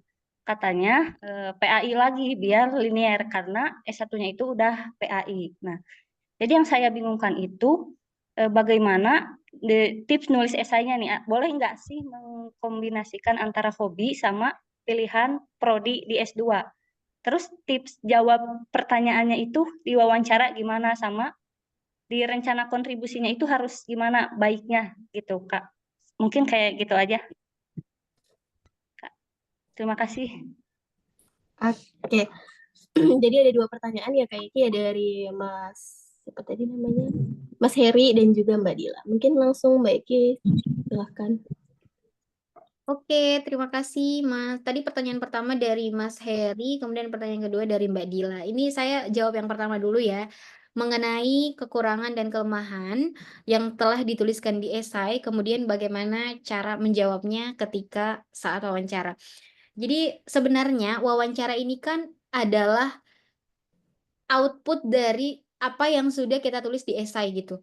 Jadi para panelis atau para interviewer tuh menanyakan sesuai cenderung sesuai dengan apa yang telah kita tuliskan di CV atau di esai kita. Jadi make sure ya teman-teman, sebenarnya walaupun seleksi substansi itu di awal, tapi itu akan seleksi administrasi itu di awal, tapi itu akan sangat berpengaruh sekali untuk seleksi substansi gitu di akhir nanti. Jadi pastikan ketika menulis CV itu diperhatikan dengan baik. Apakah ini benar-benar adalah diri saya atau bukan, seperti itu. Misalnya tadi di kekurangan Mas menuliskan bahwa Mas adalah orang yang tertutup, kemudian ketika di wawancara kemudian panelisnya bilang tapi melihatnya Mas ini ceria dan lain sebagainya. Nah, itu adalah ini bukan jebakan, tapi ini mau melihat bagaimana Mas menjelaskan tentang kekurangannya Mas. Karena tadi Mas bilang, Mas adalah orang yang tertutup. Nah, Mas bisa menjawab, "Karena saya adalah orang yang tertutup, saya mengetahui kekurangan saya sangat tertutup untuk bertemu orang lain. Oleh karenanya, saya latihan di akhir-akhir ini. Saya melihat kekurangan saya, kemudian melatih diri saya agar nanti ketika berkomunikasi dengan orang-orang, terutama pada saat wawancara ini, saya bisa mengungkapkan semua yang ingin saya katakan dengan berlatih itu. Jadi pertanyaan itu seharusnya tidak menjadi jebakan gitu, tapi itu bisa menjadi poin plus dan menjadi penarik gitu. Karena Mas melihat diri Mas yang tadinya mempunyai kekurangan, kemudian berlatih, kemudian memperbaiki kekurangan itu, dan akhirnya ternyata Mas tidak menjadi orang yang tertutup pada saat wawancara. Itu adalah bagian dari usaha. Mungkin itu bisa dijelaskan seperti itu. Walaupun udah terlanjur ya menulis di kekurangan esai bahwa kita adalah tertutup, tapi saran saya, walaupun misalnya kita adalah orang yang tertutup ketika rencana kontribusi kita ingin menjadi seorang pengajar atau ingin menjadi seorang penyuluh agama, sebisanya itu diganti dengan kata-kata yang lain atau mungkin masukkan kelemahan yang lain. Ini kita realistis aja ya, karena di kontribusi kita akan berhadapan dengan orang banyak. Bagaimana kalau misalnya kita adalah orang yang tertutup, gitu. Itu saran dari saya. Kalau misalnya nanti dapat pertanyaan yang serupa atau yang sama, itu bisa menjadi poin plus menurut saya karena, oh ternyata saya bisa keluar dari ketertutupan saya dan ternyata bisa menjadi orang yang bisa berkomunikasi dengan baik gitu. Kalau itu saran saya. Gimana Mas, terjawab nggak? Ya, ya sangat terjawab Mbak. Apa namanya? penjelasannya tadi. Terima kasih banyak. Nah, ini sebenarnya satu lagi, cuman ingin mengklarifikasi aja, mungkin berdasarkan pengalamannya Mbak sendiri, apakah di tes administrasi itu ke tes substansi itu memang sudah ada nilainya ya Mbak? Maksudnya sebelum masuk ke tes substansi, apakah memang sudah ada nilainya? Kenapa? Kenapa saya tanyakan ini? Karena kemarin itu jujur saya sangat yakin akan lolos. Kenapa? Pertama, saya mendapatkan tiga interviewer yang yang dalam saya mencoba untuk mengklarifikasi atau memberikan pertanyaan yang to the point. Pertanyaannya juga interviewnya juga sangat baik-baik, tidak ada yang langsung dalam tanda kutip menyerang mental, tidak ada sama sekali, dan juga durasinya cukup singkat saat itu. Saya kurang lebih saya mencatat itu cuma sekitar 25 menit. Nah, yang ada di benak saya adalah apakah mereka sudah tahu bahwa saya tidak bisa lolos lagi karena sudah ada memang nilai sebelumnya, ataukah dia tidak perlu terlalu mengklarifikasi karena nilai ambang batas saya sudah di atas dari nilai ambang batas LPDP-nya sendiri. Nah, ternyata pada saat itu kenyataannya adalah saya tidak lulus. Nah, saya berpikir bahwa ternyata barangkali mungkin memang nilai saya sudah mereka prediksi bahwa tidak akan lolos gitu. Nah, ini asumsi saya aja Mbak, apakah memang sudah ada nilai sebelum masuk ke tes substansi atau seperti apa? Itu saja. Terima kasih. Oh iya Mas, izin ya Mbak Desi. Kalau misalnya untuk terkait nilai, saya tidak bisa menjelaskan lebih panjang ya, karena untuk nilai, poin, dan lain sebagainya itu adalah otoritas dari pihak LPDP gitu. Jadi kita tidak tahu menahu tentang nilai itu, apakah ada seperti ini. Jadi yang kita tahu adalah yang benar-benar sudah diumumkan oleh LPDP. Jadi untuk asumsi-asumsi itu saya tidak bisa menjawab.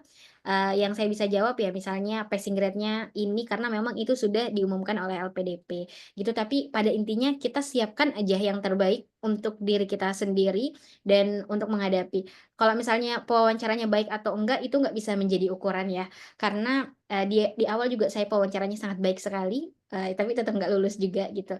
Karena kita nggak tahu gitu apa indikator yang membuat kita didengarkan oleh para panelis gitu. Jadi untuk poin penilaian itu semuanya fully dari pihak LPDP gitu. Ya. Mungkin kalau kata-kata yang kita sering banget dengar ya Mbak ya dari tahun ke tahun, hanya Tuhan dan LPDP yang tahu gitu. Iya. Oke, mungkin dilanjut ke pertanyaan Mbak Dila. Gimana Mbak? Sebelum lanjut Mbak Desi, mohon maaf Iya. Di Makassar sudah mau sholat duhur, izin Ah sholat. iya Mas, baik. Makasih banyak Sudah terjawab ya Mas ya, aman ya? Sudah, sangat sudah terjawab. Aman. Oke, terima kasih Mas Heri. Selanjutnya Mbak Eki dipersilakan untuk pertanyaan Mbak Dila tadi. Oke, untuk pertanyaan Mbak Dila. Mbak Dila, mohon maaf untuk pertanyaannya tadi, apakah jurusan yang bisa dipilih di S2 itu bisa berhubungan dengan hobi Mbak Dila? Bisa Mbak, tapi ingat dulu intinya gitu. Kita melanjutkan pendidikan S2 karena ada sesuatu hal yang ingin diselesaikan, baik itu di daerah, baik itu di sekolahnya Mbak, atau di komunitasnya Mbak. Intinya, permasalahan itu adalah berdampak untuk masyarakat gitu. Permasalahan yang berdampak untuk masyarakat yang kemudian mau diselesaikan sama Mbak Dila. Kemudian untuk menyelesaikannya, Mbak Dila harus melanjutkan pendidikan. Itu saya ulang-ulang terus karena memang itu berhubungan gitu. Jadi kalau misalnya Mbak Dila memilih prodi S2 karena hobi aja, itu relevansinya, kita menanyakan relevansi ya. Kita menanya apakah itu relevan dengan rencana pengembangan yang ada di Indonesia, kemudian apa pentingnya untuk masyarakat sekitar dan kenapa LPDP harus membiayai gitu. Jadi kalau misalnya Mbak punya hobi nih menulis, nah Mbak bisa cari case di hobi Mbak. Misalnya case-nya misalnya di bidang kepenulisan atau rendahnya literasi karena Mbak suka menulis kan. Nah, permasalahannya harus ada case-nya dan harus ada tempatnya dan harus ada datanya gitu, bukan permasalahan yang dibuat-buat.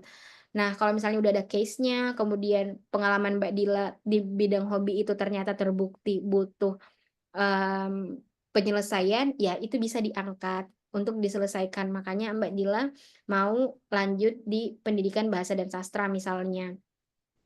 Kalau kemudian kenapa enggak lanjut pendidikan agama Islam aja biar linear gitu. Nah, sebenarnya itu tadi kita lanjut pendidikan itu intinya karena permasalahannya.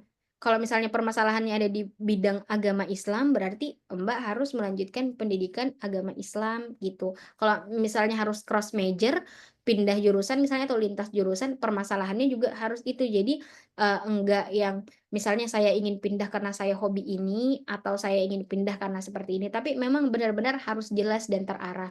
Karena yang harus kita perhatikan adalah kita ini dibiayai oleh pemerintah, jadi kita harus berdampak untuk masyarakat gitu. Gitu kalau saran dari saya. Apakah terjawab, Mbak?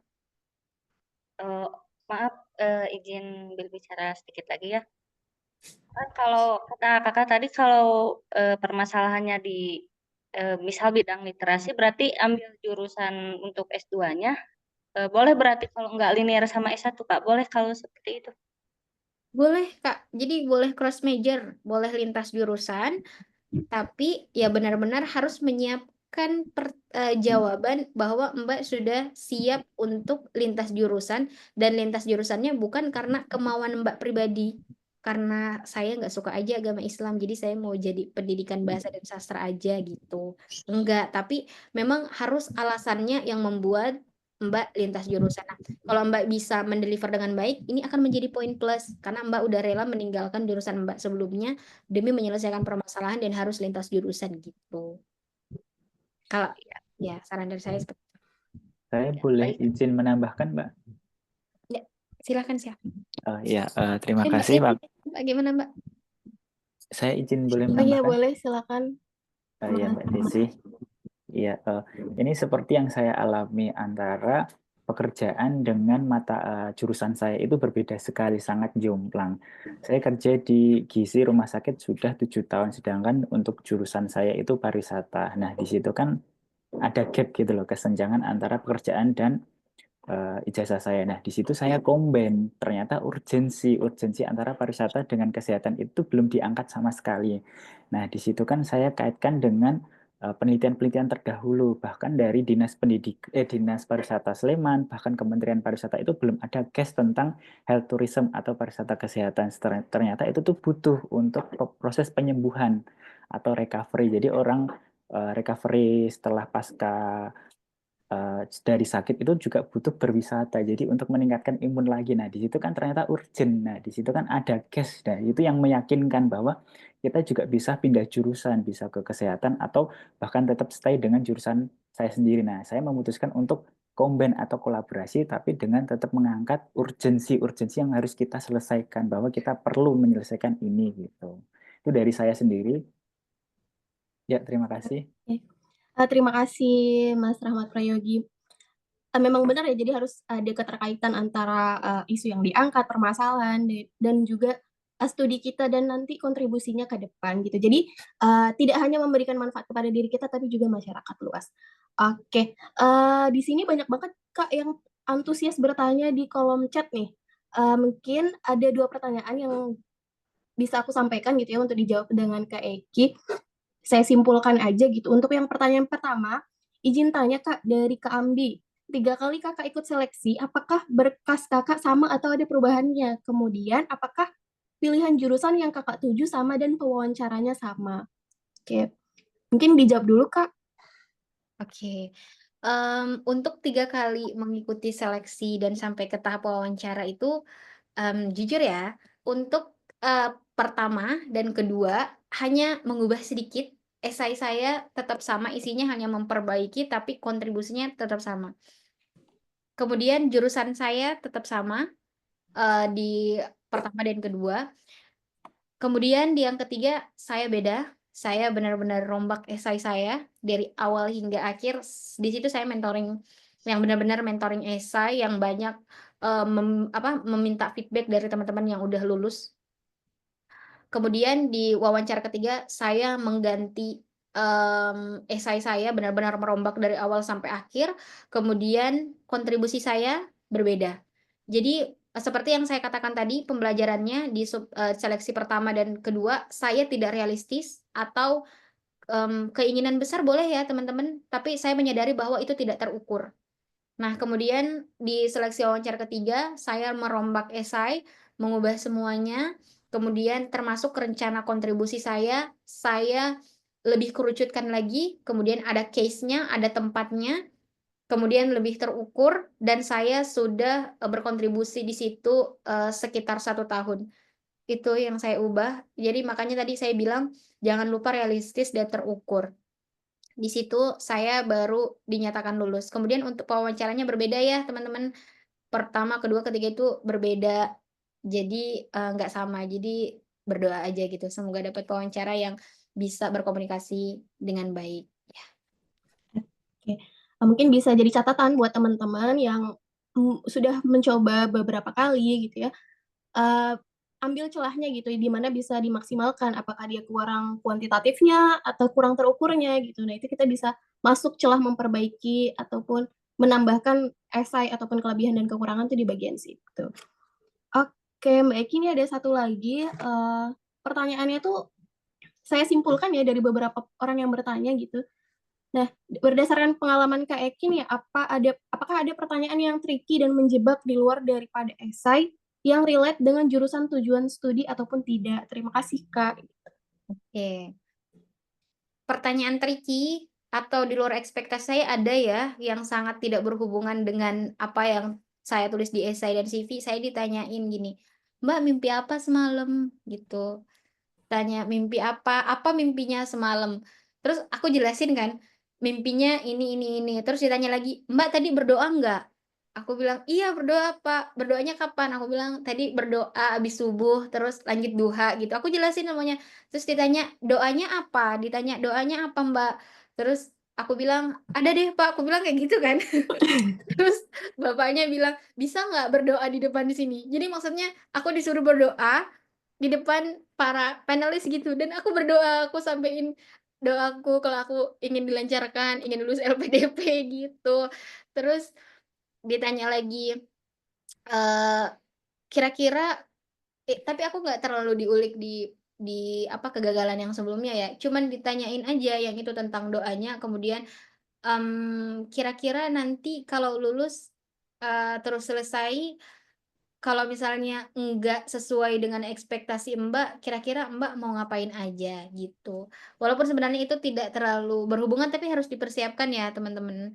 Itu aja sih menurut saya pertanyaan di luar dari akademik dan CV yang saya ditanyain tentang doa. Kemudian yang di awal saya disuruh MC gitu.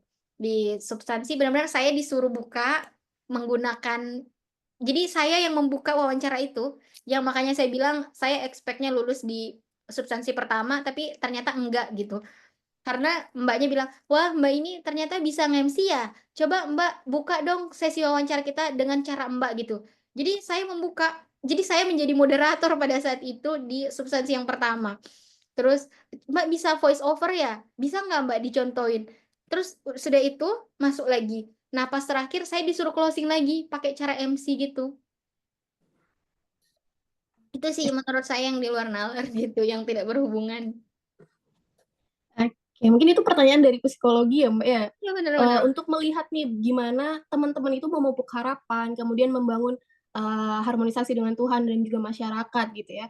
Dan kayak menanamkan, apa ya, bisa rendah hati atas mimpi-mimpi dan juga menurunkan ekspektasi gitu, apa aja nanti, kalau semisal kegiatan wawancaranya di luar kendali kita, kayak gitu.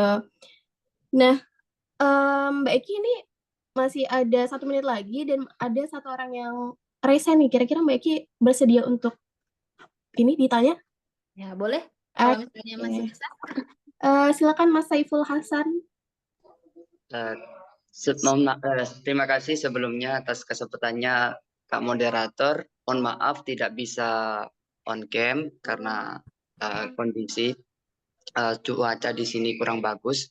Saya sebenarnya sangat tertarik dengan kisahnya Kak Reski dalam mendaftar beasiswa LPDP. Saya teringat dengan kisah saya pertama kali daftar. Saya juga seperti Kak Eki, awalnya saya daftar itu saya ke Pare juga. Saya nggak tahu, nggak pernah mentoring, nggak pernah apa, cuman saya pengen daftar beasiswa LPDP.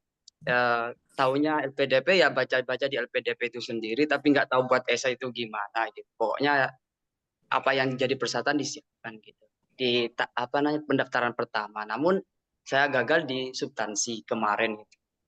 Kemudian saat ini saya juga mendaftar kembali, tapi saya masih mengikuti tahap bakat skolastik. Semoga seperti kemarin juga bisa lolos ke substansi. Saya ingin bertanya ke Kak Reski terkait substansi, utamanya terkait kontribusi. Tadi kan yang dibahas itu kontribusi diantaranya. Saya kontribusinya ini apa ya, boleh dibilang sangat-sangat sederhana gitu daripada teman-teman yang lain gitu. Ketika saya mengikuti cerita-ceritanya teman-teman itu kan luar biasa gitu. Mereka banyak prestasi, kontribusinya besar gitu. Sedangkan kontribusi saya itu sendiri sederhana di lingkup tempat saya mengabdi di lembaga. Karena saya melihat permasalahan itu ada di lembaga saya. Sedangkan katanya Kak Rizky tadi, tuh apakah S2 ini begitu penting untuk menyelesaikan hal tersebut? Apakah dengan tidak S2 itu bisa terselesaikan gitu? Itu kan ada pertanyaan seperti itu dari Kak Rizky. Jadi saya teringat dengan kontribusi saya. Kalau saya pribadi itu memang kontribusi saya yang sederhana itu memang mau tidak mau karena saya juga manusia gitu. Artinya masih banyak kekurangan dalam hal pengetahuan gitu. Itu memang perlu untuk melanjutkan S2 gitu. Yang ingin saya tanyakan ke Kak Reski, ketika kita ditanya panelis gitu, dengan kontribusi saya yang sederhana seperti itu tips dan triknya itu seperti apa, Kak? Yang pertama.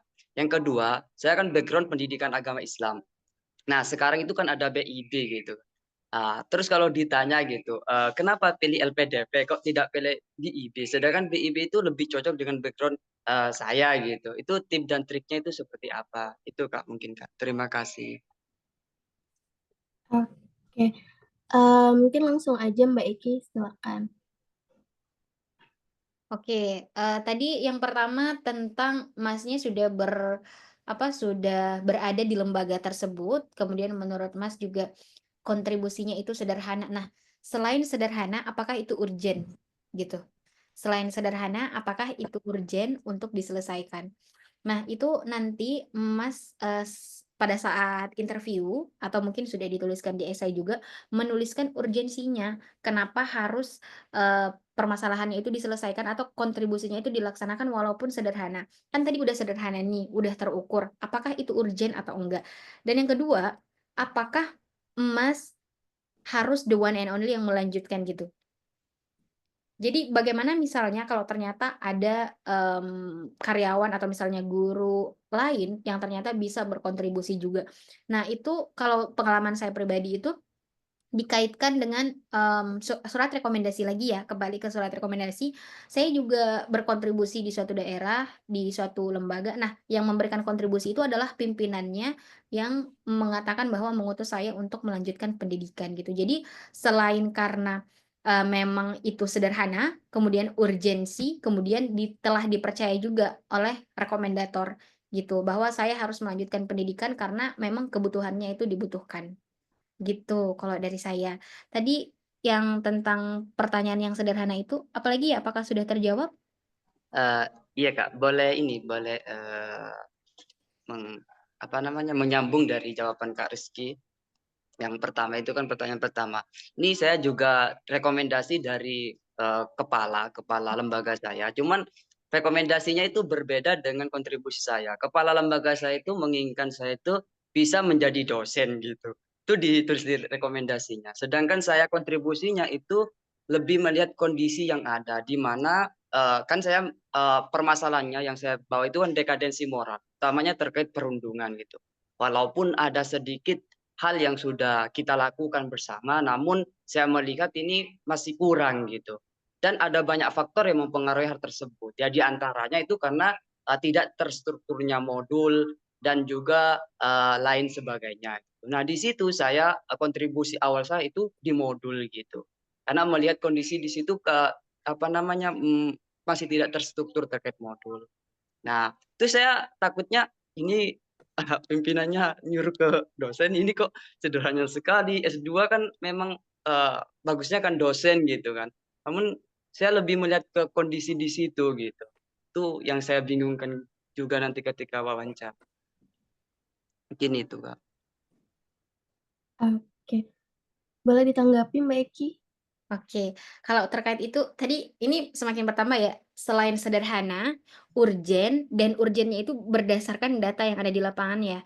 Jadi maksudnya kalau Mas merasa bahwa yang terpenting itu adalah metodologinya yang kurang, apa yang mendasari Mas mengatakan itu gitu? Apakah hanya sebatas perasaan pribadi atau enggak? Nah, yang terpenting adalah itu bukan perasaan pribadi aja. Selain ada hipotesa pribadi dari Mas, itu harus disertai sama datanya. Misalnya, beberapa kali ada case di tempat itu karena kurangnya modul ini dan lain sebagainya, akhirnya terjadi permasalahan. Seperti itu. Jadi, walaupun kita ada negative thinking secara pribadi, tapi kita juga harus punya data dan terukur gitu. Sama itu tadi yang pentingnya sinkronisasi antara surat rekomendasi, kemudian CV, kemudian esai itu juga penting gitu. Kalau dari saya sih itu ya, selain karena sederhana, urgensi, dan berdasarkan data juga dan surat rekomendasinya juga tadi, kemudian ya benar-benar bukan membawa hanya keinginan pribadi aja, tapi bagaimana itu bisa dilihat dan berdampak kepada lingkungan yang lebih luas di tempat Mas gitu. Kalau saran dari aku. Oke, Mas Hasan gimana? Iya Kak, terima kasih banyak Kak atas jawabannya Kak. Oke. Mungkin dari tadi kan kita bicara tentang data dan data gitu ya. Apa namanya Kak? Barangkali Mohon Kak, yang kedua belum Kak terjawab Kak, yang terkait BIB kenapa nggak itu ke LPDP itu? Ya, ini pertanyaan yang sering banget muncul ya. Saya juga waktu itu ditanya kenapa nggak BPI, kenapa harus LPDP. Makanya tadi di materi saya bilang harus memahami dan mengenal lebih jauh tentang LPDP, kemudian harus memahami apa perbedaan LPDP, BPI, ataupun BIB yang memungkinkan Mas bisa melanjutkan pendidikan melalui beasiswa itu. Nah, kalau untuk cara menjawabnya, mungkin ini subjektivitas masing-masing orang ya. Maksudnya jawaban saya atau tips dari saya itu tidak bisa dijadikan dasar dan digunakan, itu tergantung teman-teman sendiri. Kalau LPDP sendiri, kita melihat ini sebenarnya jawabannya template ya, tapi udah banyak gitu dipakai. Pertama, track record-nya, karena LPDP udah banyak, maksudnya LPDP udah lama. Jadi track record-nya udah banyak. Jadi nanti networking-nya bisa lebih banyak gitu kalau dari LPDP. Karena kalau kita mau bicara tentang visi misi, BIB juga punya visi misi, kemudian LPDP juga punya visi misi gitu. Kemudian lihat lagi BIB kan untuk yang dinaungi oleh Kementerian Agama. Apakah Mas itu Kementerian Agama apa bukan gitu. Terkadang itu juga menjadi penghalang kenapa nggak daftar BIB. Seperti itu. Kalau dari saya ya, jawaban yang template yang paling sering saya dengar dari teman-teman itu karena track record, networking, kemudian bagaimana LPDP memperlakukan awardee dan lain sebagainya gitu. Jadi itu subjektif ya Mas. Jadi jangan dijadikan mutlak benarnya gitu jawaban dari saya gitu. Tetap melihat pribadi Mas karena Mas yang tahu kenapa nggak daftar BIB gitu. Oke. Iya, Mas iya Kak. Hasan? Terima kasih banyak Kak atas jawabannya Kak Rizky. Oke. Baik. Kak, ini maaf ada satu pertanyaan dari kolom chat yang ditujukan untuk Kak Eki nih. Saya bacakan ya Kak ya. Izin tanya Kak, dari N, kalau boleh tahu rencana kontribusi Kakak apa saat substansi ketiga yang akhirnya membuat Kakak lulus? Terima kasih. Oke. Kalau untuk yang ketiga, bedanya yang pertama sama yang kedua ya. Yang pertama dan kedua itu saya sebut saja ya, rencana kontribusi saya itu ingin di bidang penerjemahan gitu.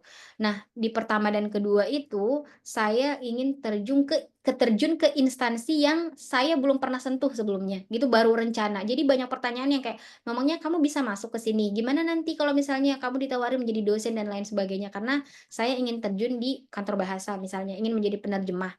Nah, itu urgensinya masih kurang dan terlalu luas dan tidak terukur. Nah, di yang ketiga ini saya ingin di penerjemahan tapi saya berfokus penerjemahannya di bidang apa, karena penerjemahan itu kan luas. Nah, saya fokus di satu bidang, kemudian setelah fokus di satu bidang, kemudian aplikasinya nanti saya akan aplikasikan di lembaga tempat saya gitu. Jadi udah ada case-nya, udah ada lokasinya, udah ada permasalahannya dan lebih spesifik dan terukur gitu. Ditambah dibahas juga kemarin sama rekomendator saya yang dari pimpinan itu gitu. Oke, itu ya KN ya, namanya KN dong nih, N. Oke, sangat insightful banget buat materi pada pagi hari ini dan menjelang udah sholat zuhur ya di beberapa wilayah gitu.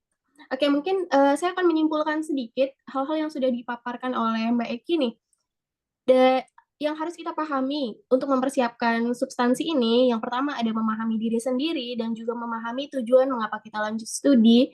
Kemudian ada memahami substansi berupa esai ataupun kesiapan materi, dan juga ada persiapan teknis, kemudian ada persiapan mental, dan memahami cara menghadapi wawancara nih.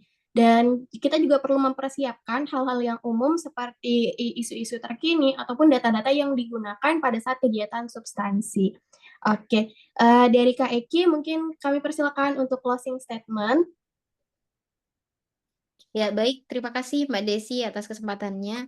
Jadi pesan saya teman-teman untuk yang ingin masuk ke tahap seleksi wawancara, nggak usah khawatir kalau niatnya teman-teman baik, insya Allah bakal diijabah. Tapi ingat, tetap harus mengenali diri sendiri, mengenali situasi, mengenali permasalahan, sama terukur.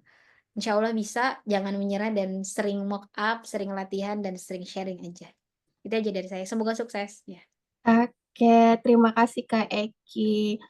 Oke, teman-teman, untuk sesi materi dan talkshow kita udah selesai ya. Selanjutnya akan ada sesi penyerahan sertifikat untuk narasumber kita, Kak Eki, dari tim Gentari, mungkin diwakili oleh Mas Aldika, dipersilahkan.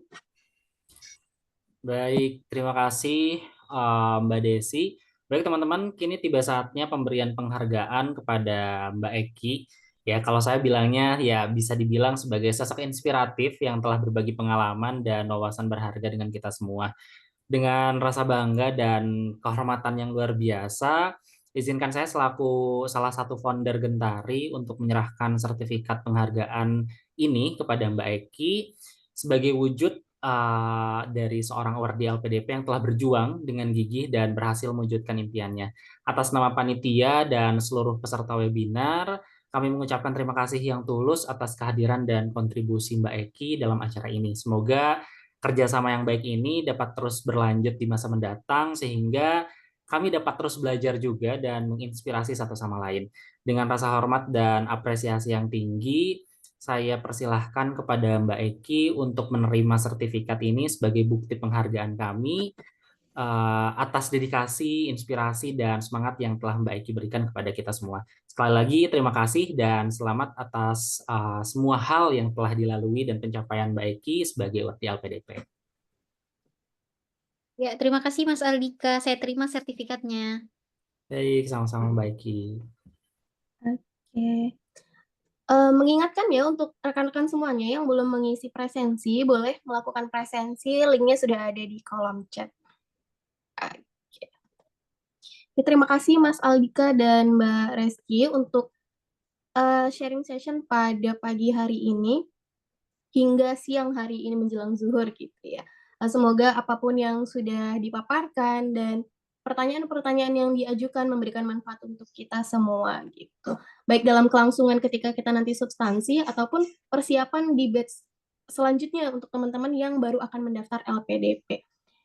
Oke, nah untuk teman-teman yang menunggu kegiatan Gentari, kita akan melakukan mock up secara publik, itu nanti link Zoom-nya akan dibagikan di grup WA gitu ya, di grup komunitas di Gentari sendiri. Untuk saat ini saya informasikan kembali, untuk saat ini kita tidak membuka mock up lagi gitu ya, untuk pendaftaran mock up-nya kita sudah tutup sejak jauh-jauh hari kemarin gitu. Jadi untuk teman-teman yang belum berkesempatan mengikuti mock up ataupun pendaftaran sebagai mente, kita bisa ikuti kegiatan kami di mock up secara publik gitu. Dan tidak terbatas pada itu, teman-teman bisa mempelajari secara mandiri di YouTube maupun di platform-platform lainnya yang menyediakan kegiatan persiapan substansi ini. Oke, saya dari moderator Desi Hikmatul Siami dan rekan-rekan tim Gentari berterima kasih atas antusias dari teman-teman semuanya. Semoga kegiatan kita memberi manfaat untuk teman-teman dan kita semua. Untuk akhirul salam, saya tutup. Wabillahi taufik wal hidayah. Wassalamualaikum warahmatullahi wabarakatuh. Waalaikumsalam warahmatullahi wabarakatuh. Oke, terima kasih Waalaikumsalam teman-teman warahmatullahi semuanya. wabarakatuh. Terima kasih Mbak Desi, Mbak Resti. Terima kasih Mbak Eki dan teman-teman. Oke, untuk recordingnya nanti teman-teman bisa tunggu di YouTube-nya Gentari ya. Kita akan upload di sana. Terima kasih semuanya. Terima kasih semuanya.